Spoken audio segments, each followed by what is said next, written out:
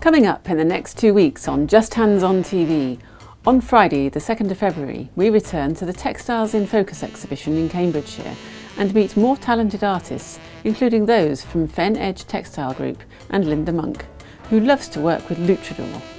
Also on Friday the 2nd, Angela Damon shows us the extraordinary patterns and colours you can create on your fabrics with a few simple natural dyeing ingredients and a pressure cooker.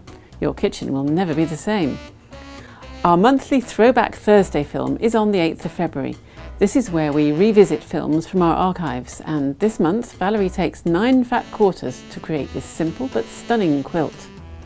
Then on the Friday, our expert knitter Rosie Woodland shows us how to create the very useful and beautiful moss stitch, which despite its complex appearance turns out to be quite straightforward to knit.